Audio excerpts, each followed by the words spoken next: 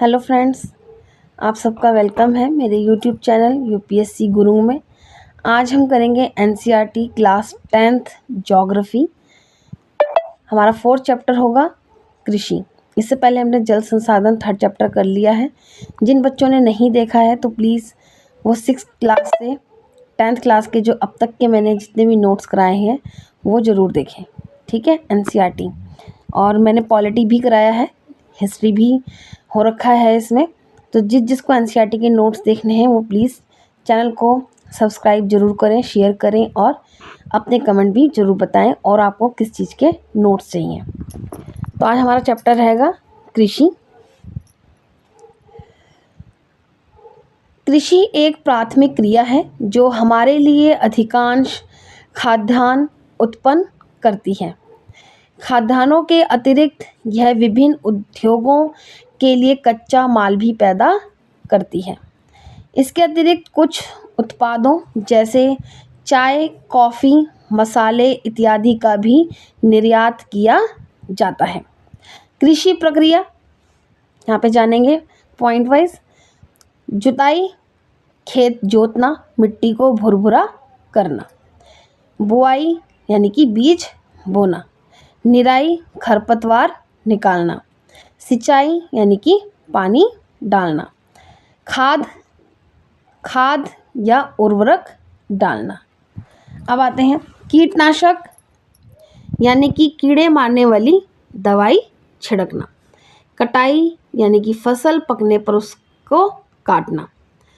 दलाई या गहराई यानी कि बालियों में से बीज अलग करना, ठीक है। बहुत सी फसलें जो होती हैं वो बीज से ही होती हैं, ठीक है। तो उनकी जो फलियां होती हैं उनकी बालियां बोलते हैं जिनको, जैसे मटर हो गया, ठीक है। दाल होती हैं, उनके बीज निकाल के उनको अलग करना, ठीक है, बालियों में से यानी कि फलियों में से। नेक्स्ट है कृषि प्रणाली। निर्वाह कृषि, गहन कृषि, वाणिज्यिक कृषि और रोपण कृषि, ठीक है। प्रारंभिक जीविका निर्वाह कृषि ऐसी कृषि प्रणाली जिसमें किसान अपने परिवार का पोषण करने के लिए उत्पादन करता है। इसमें परंपरागत कृषि उपकरणों तथा तरीकों का प्रयोग किया जाता है। अब आते हैं कर्तन दहन प्रणाली यानी कि स्थानांतरित कृषि।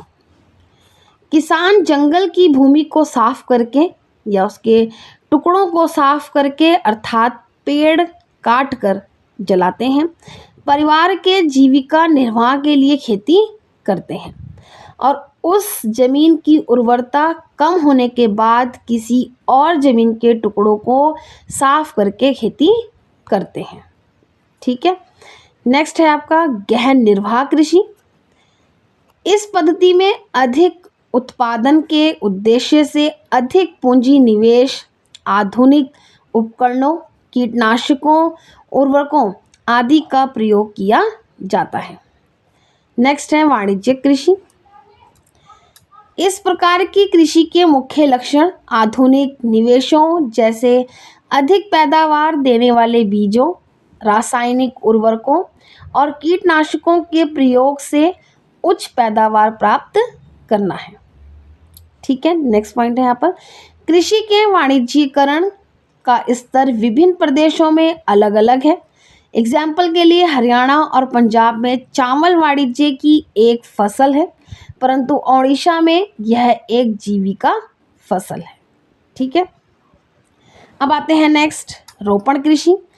एक प्रकार की वाणिज्य कृषि है जिसमें विस्तृत क्षेत्र में एकल फसल बोई जाती है, जिसमें अत्यधिक पूंजी निवेश व श्रम का प्रयोग होता है। भारत में चाय, कॉफ़ी, रबड़, गन्ना, केला इत्यादि मुख्य रोपण फसलें हैं, ठीक है। यहाँ पे आप याद रखेंगे कि रोपण फसलें कौन कौन सी हैं भारत में। चाय, कॉफ़ी, रबड़, गन्ना और केला, ठीक है। इस तरह की आप याद रखना है। नेक्स्ट है गहन निर्वाह खेती और वाणिज्यिक खेती के बीच अंतर, यानी कि इनके बीच हमें डिफरेंस देखना है, ठीक है। एक तरफ है आप लोगों का गहन निर्वाह कृषि और एक तरफ है आप लोगों का दूसरी साइड जो है वो है वाणिज्यिक कृषि। ठीक है, इनको आपने अच्छे से समझना है, पॉइंट वाइज है। ठीक है, पहला पॉइंट है छोटी भूमि, जोत और सीमित भूमि। ठीक है, यहाँ पर है बड़ी भूमि, जोत।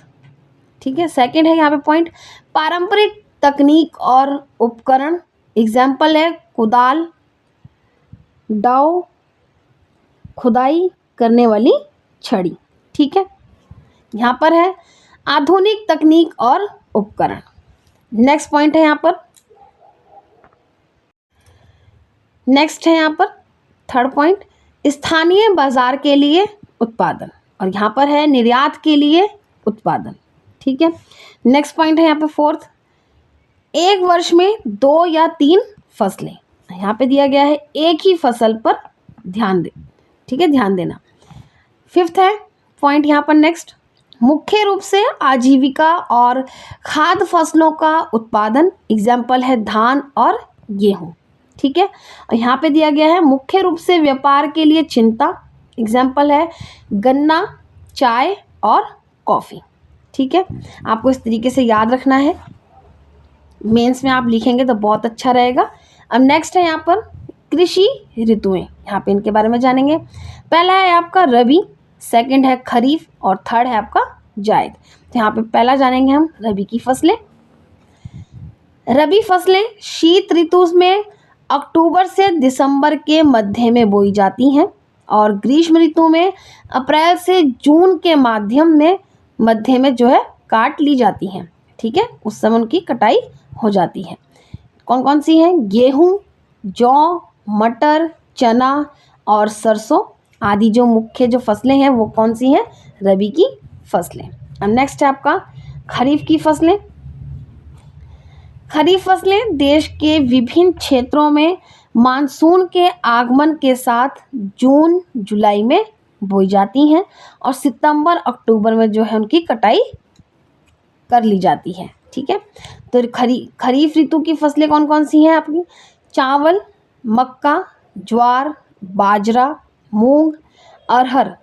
ठीक है, उड़द, कपास, जूट, मूंगफली और सोयाबीन आपको याद रखनी है खरीफ की फसलें। ठीक है, और रबी की फसलें, जायद की फसलें, इस तरीके से आपको याद रखना है। कभी कभी सेंटेंस जो है डाइवर्ट करके मॉडरेट करके दे दिया जाता है ऑप्शन के रूप में, तो आपको ध्यान रखना है। नेक्स्ट है आपका जायद की फसलें। रबी और खरीफ फसल ऋतुओं के बीच ग्रीष्म ऋतु में बोई जाने वाली फसल को जायद की फसल कहा जाता है। ठीक है, जायद ऋतु में मुख्यतः तरबूज, खरबूजे, खीरे, सब्जियों और चारे की फसलों की खेती की जाती है। गन्ने की फसल को तैयार होने में लगभग 1 वर्ष लगता है, यानी कि जो गन्ने की जो फसल है उसको तैयार होने में, रेडी होने में यानी कि पूरा 1 साल का समय लगता है। ठीक है, नेक्स्ट है आपका कृषि की मुख्य फसलें। खाद्य फसलें कौन कौन सी हैं उनको जानते हैं। गेहूँ, चावल, मक्का, दलहन व तिलहन। ठीक है, दलहन और तिलहन इस तरीके से याद रखना है। अब आते हैं नकदी की फसलें। चाय, कॉफ़ी, रबड़, जूट और कपास। यहाँ पे है बागवानी फसलें कौन कौन सी हैं? फूल, फल, सब्जियाँ। ठीक है, फल, फूल और सब्जियाँ। नेक्स्ट है भारत में मुख्य फसलें कौन कौन सी हैं उनको जानते हैं। भारत में मुख्य रूप से चावल, गेहूँ, मोटे अनाज, दालें यानी कि दलहन, चाय, कॉफ़ी, गन्ना, तिलहन, कपास, जूट इत्यादि फसलें उगाई जाती हैं। मुख्य फसलें कौन सी हैं? चावल है पहला तो। ठीक है, चावल भारत के अधिकांश लोगों की मुख्य फसल है। हमारा देश दुनिया में चीन के बाद चावल का दूसरा सबसे बड़ा उत्पादक है। ठीक है, चीन के बाद कौन सा है? भारत। ठीक है, पहला कौन सा है? चीन, और चीन के बाद आता है हमारा देश। ठीक है, नेक्स्ट है जलवायु। धान एक उष्णकटिबंधीय फसल है और गीले मानसून में अच्छी तरह से बढ़ता है। नेक्स्ट है तापमान। तापमान 25 डिग्री सेल्सियस से ऊपर, भारी आर्द्रता अपेक्षित। वर्षा कितनी होनी चाहिए? 100 सेंटीमीटर से ऊपर इसे गर्मियों में भारी वर्षा और कम वर्षा वाले क्षेत्रों में सिंचाई की आवश्यकता होती है। नेक्स्ट है खेती के क्षेत्र। उत्तर और उत्तर पूर्वी मैदान, तटीय क्षेत्र और डेल्टा क्षेत्र। सिंचाई की मदद से पंजाब, हरियाणा और पश्चिमी उत्तर प्रदेश और राजस्थान के कुछ हिस्से। ठीक है। नेक्स्ट है आपका गेहूं। अन्य सबसे महत्वपूर्ण खाद्य फसलें हैं। यह उत्तर में और देश के उत्तर पश्चिमी भाग में मुख्य खाद्य फसलें हैं। मृदा का प्रकार कैसा होना चाहिए? जलोढ़ मृदा होनी चाहिए और काली मिट्टी होनी चाहिए। ठीक है, काली मृदा होनी चाहिए। तापमान कैसा होना चाहिए? वृद्धि का समय ठंडा और मौसम और कटौती का जो समय है वो धूप वाला होना चाहिए। ठीक है, धूप में जो है कटाई होती है ताकि वो अच्छे से दाने उसके सूख सकें। वर्षा कितनी होनी चाहिए? 50 से 70 सेंटीमीटर वार्षिक वर्षा। खेती का क्षेत्र दक्कन के उत्तर पश्चिम एवं काली मिट्टी के क्षेत्र में गंगा सतलुज का मैदान। गेहूं का उत्पादक राज्य कौन सा है? पंजाब, हरियाणा, उत्तर प्रदेश, बिहार एवं राजस्थान है। नेक्स्ट है मोटे अनाज। भारत में ज्वार, बाजरा और रागी उगाए जाने वाले महत्वपूर्ण अनाज हैं। हालांकि अनाज को अनाज के रूप में जाना जाता है। तो ये जितने भी हैं ये बहुत प्रोटीन युक्त होते हैं। यहाँ पे हमने अभी मोटे अनाज के बारे में जाना। अब हम जानेंगे नेक्स्ट पॉइंट है यहाँ पर, कच्चे पोषक तत्वों की मात्रा बहुत अधिक है। ज्वार क्षेत्र और उत्पादन के संबंध में तीसरा सबसे महत्वपूर्ण खाद्य लाभ है। ठीक है, ये भारत की बात की जा रही है। भारत में जो है इसका तीसरा सबसे महत्वपूर्ण खाद्य लाभ है। नेक्स्ट है बाजरा। यह बलुआ और उखड़ी काली मिट्टी पर बनाया जाता है, यानी कि उस पर ही होता है ये। उत्पादक राज्य हैं इसके राजस्थान, उत्तर प्रदेश, महाराष्ट्र, गुजरात और हरियाणा जो इसके प्रमुख उत्पादक राज्य हैं। नेक्स्ट है रागी। यह लाल, काली, बलुआ, दोमट और उखड़ी हुई काली मिट्टी पर अच्छी तरह से उपयोगी होता है, यानी कि यहाँ पर अच्छी तरीके से उगाया जा सकता है। इसके उत्पादक राज्य हैं कर्नाटक, हिमाचल प्रदेश, उत्तराखंड, झारखंड और नारियल वाले प्रदेश। ठीक है। नेक्स्ट है मक्का। मक्का एक ऐसी फसल है जिसका उपयोग भोजन और चारे दोनों के रूप में किया जाता है, यानी कि इसको भोजन में भी यूज़ किया जाता है और चारे के रूप में भी प्रयोग किया जाता है। यह एक खरीफ फसल है। इसका तापमान कितना है? 21 सेल्सियस से 27 डिग्री सेल्सियस शीत लहर में ये उगता है। इसकी मृदा कैसी होनी चाहिए? जलोढ़ मिट्टी पर अच्छे प्रकार से उगता है। इसके उत्पादक क्षेत्र हैं बिहार जैसे कुछ राज्यों में मक्का रबी के मौसम में भी उगाई जाती है। कर्नाटक, मध्य प्रदेश, उत्तर प्रदेश, आंध्र प्रदेश और तेलंगाना मक्का के प्रमुख उत्पादक राज्य हैं। आधुनिक औद्योगिक निवेशों जैसे उच्च निर्मित उत्पाद वाले टुकड़े, कीमती पत्थर और समुद्र के उपयोग से मक्का के उत्पादन को बढ़ावा मिलता है। अब नेक्स्ट है दालें, यानी कि दलहन वाली फसलें। भारत विश्व में दाल का सबसे बड़ा उत्पादक और सबसे बड़ा उपभोक्ता भी है, यानी कि उत्पादक भी है और सबसे बड़ा उपभोक्ता भी है विश्व में। ठीक है। नेक्स्ट पॉइंट है यहाँ पर, शाकाहारी खाने में दालें सबसे ज़्यादा प्रोटीन बनाती हैं, जैसे तूर की दाल यानी कि अरहर, उड़द, मूंग, मसूर, मटर और चना भारत की मुख्य दलहनी फसलें हैं। यहाँ पे याद रखेंगे आप। नेक्स्ट है, दालों को कम करने की आवश्यकता है और इसे यूक्रेन के फ्लोरिडा में भी इस्तेमाल किया जा सकता है। फलदारें के रिश्तेदार अरहर को खत्म करते हुए अन्य सभी दालें वायु से लेकर समुद्री भूमि की उर्वरकता को बनाते हैं। मूलतः इन रसायनों को आमतौर पर अन्य सूक्ष्म जीवों के अपवर्तन यानी कि घूर्णन में भी बोया जाता है। उत्पादक राज्य कौन से हैं? मध्य प्रदेश, राजस्थान, महाराष्ट्र, उत्तर प्रदेश और कर्नाटक दाल के प्रमुख उत्पादक राज्य हैं। नेक्स्ट हेडिंग है यहाँ पर खाद्य पदार्थों के अलावा अन्य खाद्य फसलें। पहला है आपका अनाज, इसको पॉइंट वाइज समझेंगे यहाँ पर। ब्राज़ील के बाद भारत दूसरा सबसे बड़ा उत्पादक है, किसका? अनाज का। जलवायु, यह गर्म और आर्द्र जलवायु में अच्छी तरह से बढ़ती है, अच्छी तरह से तैयार किया जा सकता है। तापमान कितना है? 21 डिग्री सेल्सियस से 27 डिग्री सेल्सियस। और यहाँ पे वर्षा कितना है? 75 सेंटीमीटर और 100 सेंटीमीटर के बीच वार्षिक वर्षा, यानी कि वार्षिक वर्षा की यानी कि साल की बात की जा रही है। उत्पादक राज्य कौन से हैं? उत्तर प्रदेश, महाराष्ट्र, कर्नाटक, तमिलनाडु। अब नेक्स्ट है तिलहन। भारत तिलहन का सबसे बड़ा उत्पादक है। इसमें कौन सा है? मूंगफली, सरसों, नारियल, तिल, सोयाबीन, अरंडी, बिनौला, अलसी और सूरजमुखी। भारत में मुख्य जो है ये तिलहन की फसलें हैं। दुनिया में मूंगफली का उत्पादन जो है वो चीन पहले नंबर पे है और सेकंड नंबर पे आपका आता है हमारा भारत, ठीक है।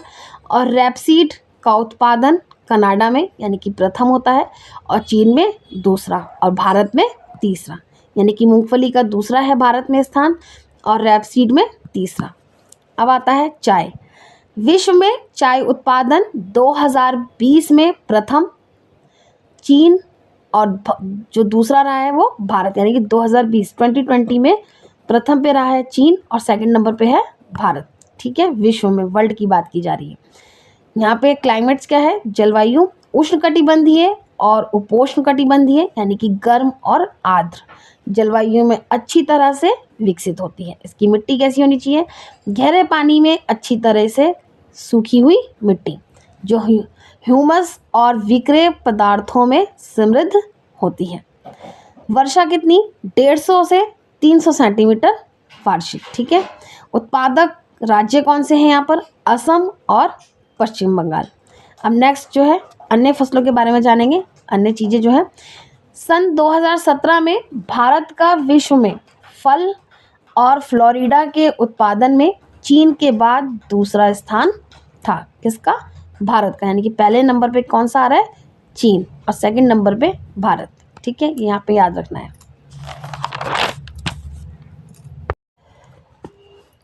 नेक्स्ट पॉइंट है भारत उष्ण और शीतोष्ण कटिबंधीय दोनों ही प्रकार के फूल के उत्पादक हैं। जो जहाँ पर पीछे अभी मैंने बैक में यहाँ पे पढ़ा था ना फ्लोरिडा के उत्पादक, तो यहाँ पे जो फ्लोरिडा है ये फूलों के उत्पादक के बारे में बात की जा रही है। फल और फ्लोरिडा यानी कि फूलों के उत्पादक, ठीक है। यहाँ पे आप इसको ठीक कर लीजिएगा क्योंकि फ्लोरिडा जो है वो यूएसए के अंदर भी आता है, ठीक है।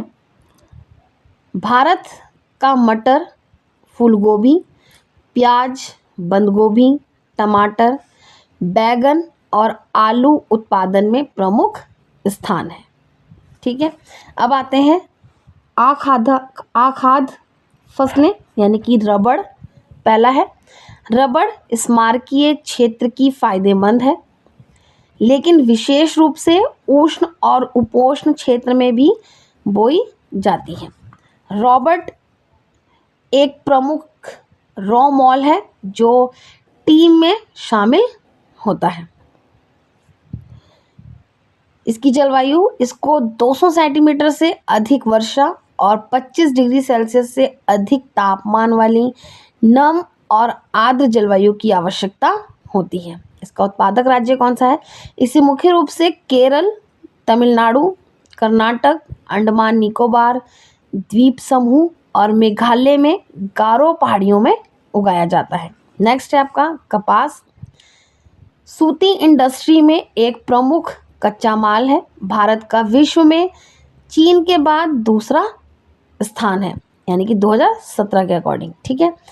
दक्कन पठार के शुष्कतर भागों में काली मिट्टी कपास उत्पादन के लिए उपयुक्त मानी जाती है।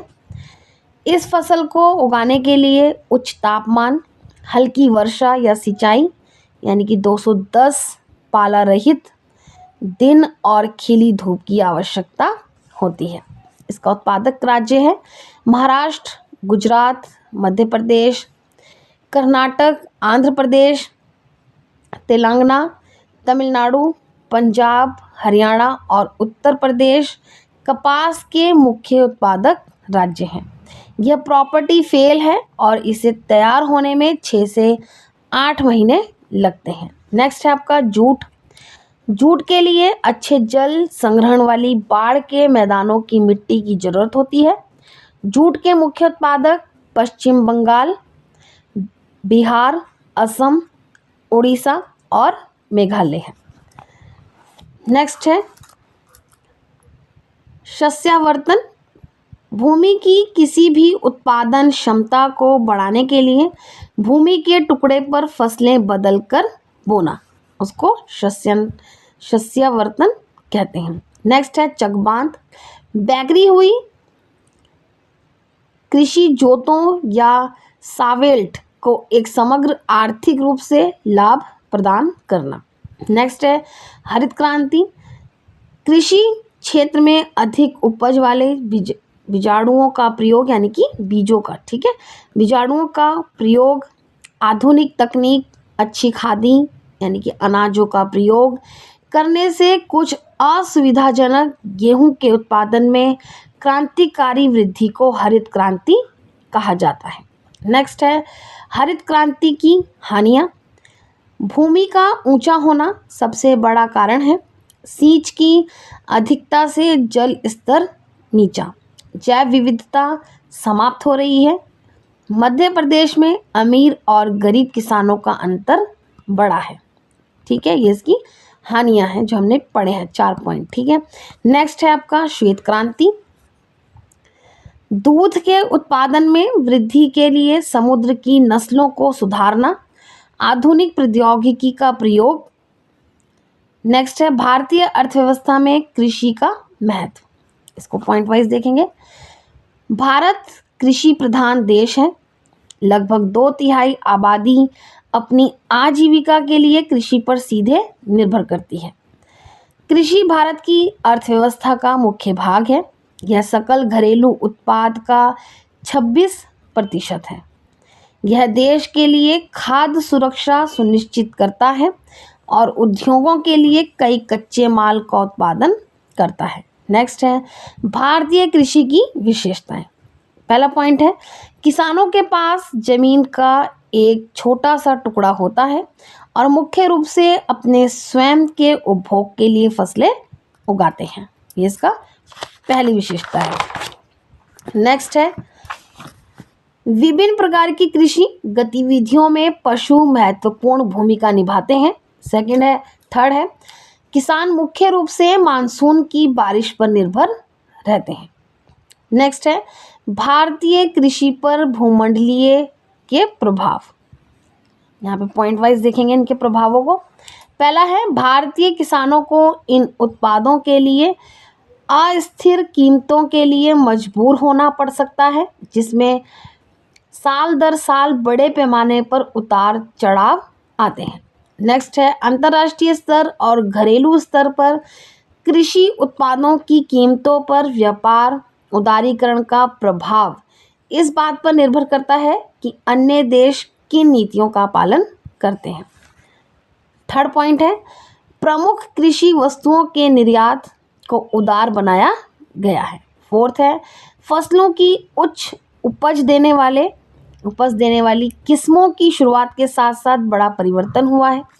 नेक्स्ट है इस नवाचार बुनियादी ढांचे में निवेश, क्रेडिट विपणन और प्रसंस्करण सुविधाओं के विस्तार के साथ आधुनिक आदानों के उपयोग में उल्लेखित वृद्धि हुई है।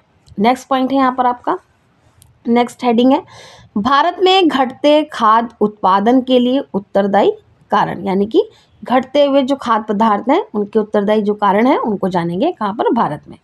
पॉइंट वाइज देखेंगे। पहला पॉइंट है गैर कृषि उपयोग के साथ प्रतिस्पर्धा के कारण बोए गए क्षेत्र में कमी, नेक्स्ट है रासायनिक उर्वरकों कीटनाशकों के अधिक उपयोग के कारण उपजाऊ क्षमता में कमी। नेक्स्ट है असक्षम तथा अनुचित जल प्रबंधन में जलांकृतांत और लवणता की समस्या को उत्पन्न करना। नेक्स्ट है अत्यधिक भूजल दोहन के कारण भौमजल स्तर गिर गया है, इससे कृषि लागत में वृद्धि हुई है। ठीक है। नेक्स्ट है पर्याप्त भंडारण क्षमता तथा बाजार का अभाव। नेक्स्ट हेडिंग है भारत में किसानों के सामने चुनौतियां, यानी कि भारत में किसानों के सामने कौन कौन सी चुनौतियां हैं उनको जानेंगे। पहला पॉइंट है मानसून की अनिश्चितता, गरीबी और ऋण का दुष्चक्र। नेक्स्ट है शहरों की ओर पलायन, यानी कि लोग शहर की ओर जा रहे हैं और गांव में जो है खेती करने वाले लोग कम रह गए हैं। ठीक है, सब जो है शहर की तरफ जा रहे हैं। नेक्स्ट है सरकारी सुविधाओं तक पहुंच में कठिनाई और बिचौलिए, यानी कि सरकारी जो सुविधाएं होती हैं, स्कीम होती हैं, वहाँ तक उनकी पहुंच नहीं हो पाती है, बीच और कठिनाइयाँ आती हैं और बीच में जो बिचौलिए होते हैं वो उनका फ़ायदा उठाते हैं। ठीक है। नेक्स्ट है अंतर्राष्ट्रीय प्रतियोगिता। अब नेक्स्ट हेडिंग है आपकी भारत में कृषिगत सुधारों के उपाय, यानी कि भारत में कृषिगत सुधारों के उपाय, उनको जानेंगे पॉइंट वाइज। पहला है अच्छी सिंचाई व्यवस्था, जैविक खाद, आधुनिक कृषि यंत्रों आदि का उपयोग। नेक्स्ट है किसानों की प्रत्यक्ष सहायता, बैंक खाते में सहायता रकम का सीधा पहुंचना। नेक्स्ट है सरकारी सहायता और सस्ते ऋण। नेक्स्ट है बिजली पानी की सुलभता। नेक्स्ट है बाजारों तक सुगमता। नेक्स्ट है बाढ़, सूखे, चक्रवात, आग, कीट आदि से बचाव के लिए फसल बीमा। और नेक्स्ट है न्यूनतम समर्थन मूल्य, यानी कि MSP जिसको बोलते हैं हम लोग। ठीक है, ग्रामीण बैंक, किसान कार्ड आदि। नेक्स्ट है कृषि संबंधी शिक्षा, मौसम संबंधी जानकारी देना। नेक्स्ट है राष्ट्रीय अंतर्राष्ट्रीय कृषि सेमिनारों का आयोजन और आम किसान की पहुंच उन तक होना। नेक्स्ट है कृषि विद्यालय, विश्वविद्यालय और अनुसंधान केंद्रों की स्थापना और उपयोग।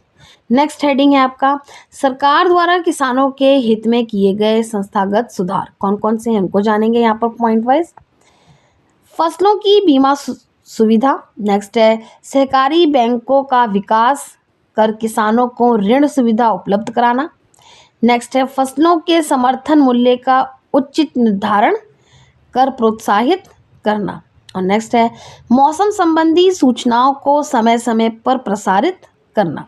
नेक्स्ट आपका कृषि संबंधी नवीन तकनीक, औजारों, उर्वरकों आदि से संबंधित कार्यक्रम रेडियो तथा दूरदर्शन पर प्रसारित करना। तो यहाँ पे आपको जो है 10th क्लास का 4th चैप्टर जो था कृषि, यहाँ पे हमारा NCERT का ज्योग्राफी का ये फिनिश होता है। नेक्स्ट हम कल करेंगे। उम्मीद है आप लोगों को ये नोट्स अच्छे लगे होंगे, तो आप लोग प्लीज़ इनको ज़रूर नोट करिए, इनको रिवाइज करिए, क्योंकि ये नोट्स मेंस के अकॉर्डिंग भी रेडी हैं और प्रीलिम्स के अकॉर्डिंग भी रेडी हैं। तो आप लोगों को बार बार नोट्स बनाने की ज़रूरत नहीं पड़ेगी। ये नोट्स इस तरीके से बने हैं ताकि आप लोग अच्छे से मेंस की भी आंसर राइटिंग की प्रैक्टिस कर सकें। तो चैनल को प्लीज़ आप लोग सब्सक्राइब जरूर करें, बेल आइकन प्रेस जरूर करें, ताकि आने वाली और भी नई वीडियो जो हैं आप लोगों को सबसे पहले उनकी जानकारी मिल सके।